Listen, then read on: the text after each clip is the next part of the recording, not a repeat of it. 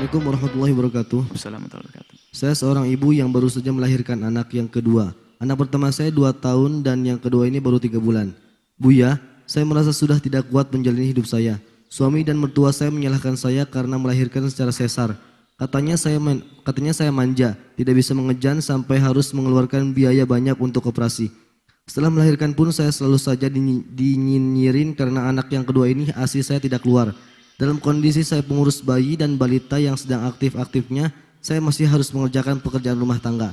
Jika salah sedikit mereka akan mengomel dan mengatakan hal-hal yang menyakitkan.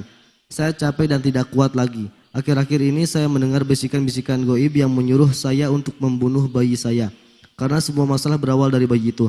Dan saya percaya bayi itu akan lebih baik di surga daripada di sini bersama saya. Ibu yang lemah dan tidak becus. Saya tidak tahu lagi harus bercerita kepada siapa lagi. Apa yang harus saya lakukan, Buya? Terima kasih Buya atas bimbingannya. Baik, tolong dari tim dicari ibu tersebut. Mungkin harus ada diskusi yang lebih serius. Karena itu adalah mengalami juga yang selama ini kita sebut depresi ya. Karena beban yang teramat berat. Ya, mulai dari pandangan yang negatif dari suaminya, mertuanya, dan seterusnya. Sehingga sampai ada pikiran untuk membunuh anak. Kalau anak kecil mati kan masuk surga. Ini adalah depresi dan itu bahaya sekali, harus segera diselesaikan. Dan memang dalam menyelesaikan memang harus dibantu ahlinya. Saya bukan ahli di itu, saya akan menghantarkan. Maka mungkin kita harus menghadirkan silsilah tentang ini agar orang itu ada kesadaran untuk pergi ke tempatnya. Bisa jadi nanti selesai cukup ngobrol saja. Jadi Anda mengalami satu depresi yang tingkat stres tertentu ya, sampai Anda punya hayalan seperti itu membunuh anak biar di surga daripada capek begini. Ya ini. Itu kalau dibiarkan bisa saja. Anda harus berhenti sampai di sini. Anda balik ke belakang kepada normal. Ingat, Anda punya sakit dan Allah Maha Kasih. Dengan sakit, orang sakit mental seperti itu, sakit psikologi semacam itu, tidak beda dengan sakit yang lainnya. Kalau dia sabar dan memeranginya, maka dia dapatkan pahala. Sabar, maksudnya sabar bukan membiarkan. Saya berusaha untuk sembuh, karena ini membahayakan. Jihad. Tidak, saya tidak boleh dengar bisikan itu. Saya harus. Maka konsultasi nanti dengan ahlinya, maka nanti tolong dikasih nomor teleponnya, mungkin barangkali bisa diada diskusi supaya kuat. Kemudian sebetulnya harus dibantu oleh yang ada di kiri kanannya. Kadang-kadang begitulah, kiri kanan itu membantu sekali untuk orang terkena tekanan jiwa itu. Depresi karena caci maki, olokan, disalahkan mulai dari 9 juta sesar, kemudian ini seolah-olah dari bayi dari kelahiran. Semua itu kan Allah yang, siapa yang pengen melahirkan secara tidak normal? Nggak ada yang mau. Siapa yang minta ASI tidak keluar? Dia juga pengen kok. Dia bukan minum obat kok. Kenapa harus ini disebutkan kesalahan kepada wanita ibu tersebut? Nggak bisa.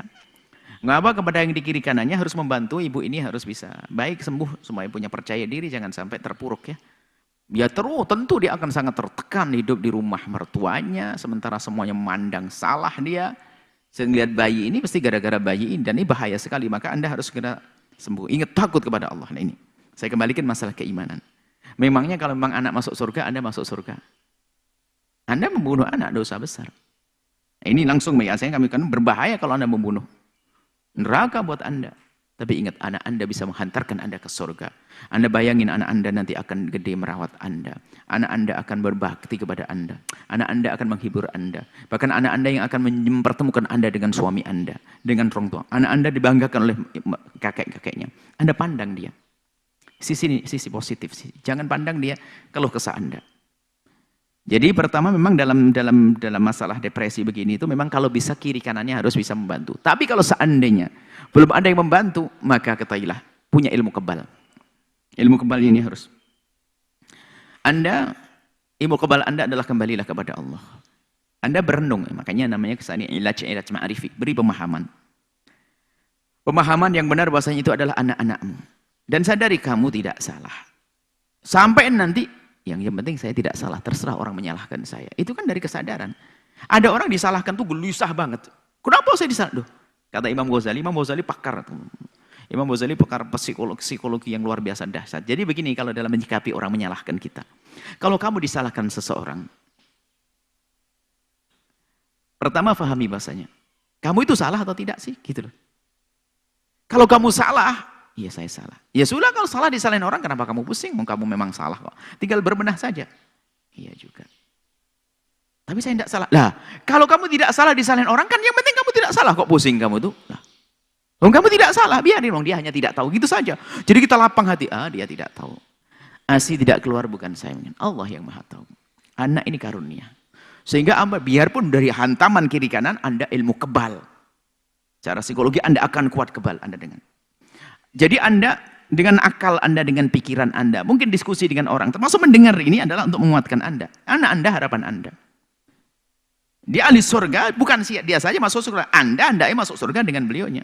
Tapi kalau Anda melakukan pembunuhan, na'udzubillah dosa gede. Belum lagi setelah itu Anda akan masuk permasalahan besar. Ibu membunuh anaknya. Apa yang terjadi? Ayo. Belum lagi di hadapan Allah. Anda harus berhenti sampai di sini. Saya takut-takuti biar Anda tidak ke sana, bukan mematahkan Anda. Tidak, justru kami beri harapan. Berhenti, jangan sampai ada kepikiran seperti itu. Hibur diri Anda. Dengan bermacam-macam cara sudah Anda cari kesibukan. Mungkin baca Al-Quran atau bekerja apa saja. Olahraga segala macam. Jadi Anda membuat kesibukan yang lain. Jadi kalau ingat tentang marah mertua, yang lain. Zikir, hilangkan semuanya. Berarti itu ilmu kebal dalam diri Anda. Kalau kebal tuh enggak pernah tusuk apapun enggak. Mertua ngomong apa? Kebal. Psikologi Anda kuat. Jadi ini adalah pertolongan pertama, biarpun pada selanjutnya kalau memang parah sekali, sampai mungkin sudah mulai melakukan suatu hal-hal yang mulai tidak mau menyusui anaknya, marah dengan anaknya, Anda harus pergi ke psikolog. Dilanjutkan ke psikiater nanti. Mungkin harus perlu obat dan sebagainya. Tapi ingat, jangan minum obat kecuali menurut petunjuk dokter. Dokter ahlinya, psikiater tadi. Ini ada masalah-masalah kejiwaan. Sampai ada kita ceritakan membunuh anaknya ada. Dan kisahnya macam-macam ini. Cuman bedanya Anda itu tertolong karena Anda sempat bertanya. Yang lain nggak sempat tertolong karena bablas sampai dibunuh beneran. Ada kan diceritakan anak pakai berundung, anaknya ditutup pakai bantal sampai mati. Ya karena depresi tadi. Maka ini betul-betul ilmu tentang depresi harus betul-betul dihadirkan agar orang sadar. Kalau sedikit ada gejala depresi, selesaikan. Akan berkembang. Dan berkembang nanti menjadikan masalah besar. Misalnya menjadi tidak mesra dengan suami, tidak mesra dengan istri, tidak baik, tidak lembut kepada anak. Dengan siapapun cepat marah. Sudah macam-macam nih, berkembang. Maka jangan dianggap sepele yang demikian itu. Ayo segera berobat. Tidak harus pergi psikiater atau ahli psikologi. Tidak, bisa saja ngobrol dengan orang yang bisa diajak ngobrol. Mungkin kita harus terbuka dengan ibunda, ayah Anda. Atau mungkin dengan guru yang mengajar situ yang dia punya wawasan, dia bisa memahamkan. Bahkan bisa saja itu sudah cukup. Kan dalam berobat kita tidak serta-merta ke dokter. Kan kita pernah sakit kan, sakit fisik pernah. Ada pertolongan pertama pada kecelakaan ini sudah ada betadin, luka, ini selesai sembuh. Nggak harus pergi dokter, dikit-dikit dokter, nggak bisa. Tapi harus ada kesadaran kalau itu penyakit dibiarkan akan berkembang. Maka saya obati. Sakit perut ya sudahlah, saya minum, saya sakit perut, buang-buang air. Terus saya ambil daun jambu, saya gigit sembuh nanti. Bisa saja atau kunir jama madu selesai. Harus ada upaya yang nggak boleh membiarkan begitu saja, apalagi menganggap itu bukan sebuah penyakit. Termasuk Anda ini seorang ibu yang bisa salah karena Anda menganggap tidak ada penyakit dalam diri Anda. Hanya menganggap orang lain menyalahkan saya. Bukan, orang lain memang salah telah menyalahkan Anda, tapi telah menjadi penyakit bagi Anda depresi. Telah menjadi penyakit bagi Anda, sadari dulu. Dan ada obatnya. Diri Anda sendiri yang mengobatinya. Jangan menyendiri. Kumpul dengan orang bertetangga yang baik, yang lembut hati dan sebagainya. Di saat Anda kembali ketemu dengan orang tua, sudah ilmu kembali keluarkan. Masya Allah. Anda semakin baik dengan mereka. Sampai berubah hatinya. Maka dalam Islam itu ada ilmu tasawuf, membersihkan hati. Itu adalah menghilangkan dendam. Orang berbuat salah pada kita, jangan. Salah, kita tidak mendendam. Mencaci, kita balas dengan doa. Nah ini aman psikologinya. Doakan ibunda, mertua Anda, suami Anda, doakan dengan doa kebaikan. Ini saja Masya Allah. Memang betul kita melihat pertanyaan tentang masalah-masalah semacam ini banyak sekali. Dan sebetulnya itu tidak ada kalimat depresi disebutkan. Tapi itulah depresi bentuk. Iktiab istilahnya dalam Islam. Iktiab. Adalah macam-macam. Pada zaman Nabi tidak ada, tapi ada istilah ham. Allahumma inni a'udzubika minal hammi wal hazan. Baik, semoga Allah menjaga semuanya. Bagi yang terpunya gejala-gejala depresi, gejala-gejala kepanikan yang berlebihan atau kegundahan yang tidak berakhir dan kemudian macam-macam, segera cari solusi, sadari bahasanya Anda ada gejala-gejala penyakit, tidak usah terlalu takut, semua ada obatnya. Allah tidak menurunkan penyakit, apa obatnya. Dan di saat Anda berusaha untuk berobat, itu jihad di jalan Allah, itu pahala besar. Tapi kalau Anda membiarkan, maka seperti orang membiarkan punya penyakit. Seperti malah yang bunuh diri membiarkan penyakit itu. Orang sakit ini membahayakan, dibiarkan tidak mau berobat, bunuh diri dia. Dosa besar. Sama Anda punya penyakit kok tidak mau berobat. Nggak mau cari solusi. Yang depresi, Anda seperti membunuh diri Anda sendiri. Dan kalau orang bunuh diri dosanya gede. Jangan, ayo sembuh.